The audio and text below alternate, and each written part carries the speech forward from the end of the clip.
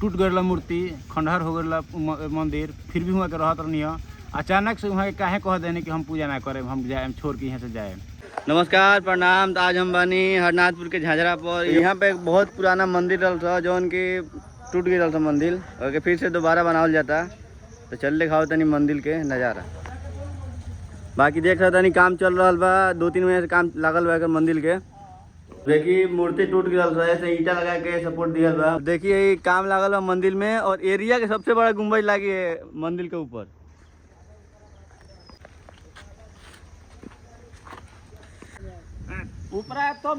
तब देखिए पुराना गुम्बज रहा था जौन के उतार दिया गया बा, अब नया गुम्बज लगी। चलिए कुछ ग्रामीण लोग से बात कर जाओ। मेरा नाम का पड़ी? हमारा नाम पंकज कुमार सिंह है। अच्छा, मंदिर के बनवा होता?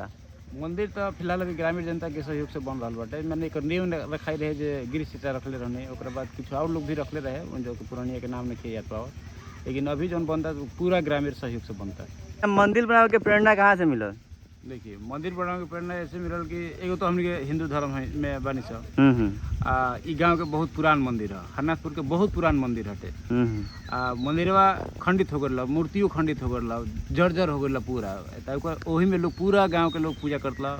शिवरात्रि के दिन यहाँ आसपास के 10 गांव के लोग आके यहाँ पूजा चढ़ावेला। जैसे लागत कि मेहदार यहाँ आ गई बाटे, सोहगरा यहाँ आ गई बा, उसन यहाँ भीड़ होला। तब हमने के शर्म आवला, तो फिर ग्रामीण जनता लोग इकट्ठा होकर, एक आदमी विनोद भैया बानी जो सूरत रहने वहीं के कुछ फंड इकट्ठा करके कहल रहे कि मंदिरवा के निर्माण कर दिए। केहू यहाँ खड़ा ना हो पावतला। खराब होला के बाद हमने के कहीं सर तो ही देखिए मंदिरवा के तरफ अपना हाथ अथी कैमरा करके देखी जितना कमवा भइल नीचे ग्राउंड लेवल से ऊपर तक गुम्बद छिल्ला तक सब अथी के अपना से लोग अपन ग्रामीण जनता पूरा ग्रुप मिल के छील छाल के एक बढ़िया से निर्माण कैले बटे।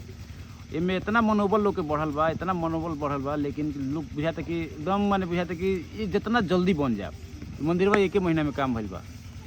ढेर कबो कबो एमे लेबर लोग फेल मार जाता, लेबर फेल मारला के नतीजा काम हमने के रुकता, लेकिन कामवा रुकत नहीं है। पूछी क्या है, गाँव के लोग इतना उत्सुक बनो, गाँव के लोग मिल के काम कर लेता।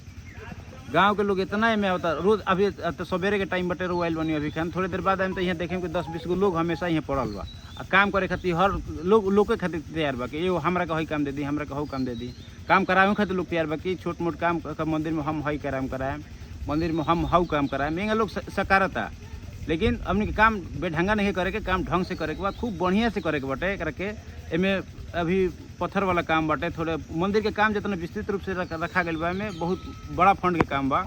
तो रउआ लोग सहयोग खातिर बहुत बहुत धन्यवाद बा। ग्रामीण जनता बहुत सहयोग करता है, उम्मीद से ज़्यादा सहयोग करता। उम्मीद बा कि बहुत जल्दी मंदिर बन के तैयार हो जाए। मंदिर में पंडित जी का भूमिका बा? देखिए मंदिरवा के बनाए में पंडित जी के सबसे बड़का भूमिका बा। टूट गया मूर्ति, खंडहर हो गया मंदिर, फिर भी वहाँ के रहत नहीं। अचानक से वहाँ काहे कह देने कि हम पूजा ना करें, हम जाए छोड़ के यहाँ से जाए। ये से कह देनी है कि खंडित मूर्ति के पूजा ना कल जाला। वहाँ के खिसिया के अनशन पर पट करनी है कि वहाँ कह रही है कि जब तक ले तुलो मंदिर ना बने बोलो तब तक ले हम यहाँ ना रुके। उहे के प्रेरणा से इ मंदिरों में पुनर्निर्माण के काम शुरू भइल है। चलिए देखनी हो ग्रामीण के कार आए बा, और ब्लॉग बहुत बड़ा होता है, ऐसे ब्लॉग के समाप्त करता नहीं। चलिए मिलता है नेक्स्ट ब्लॉग में। हर हर महादेव।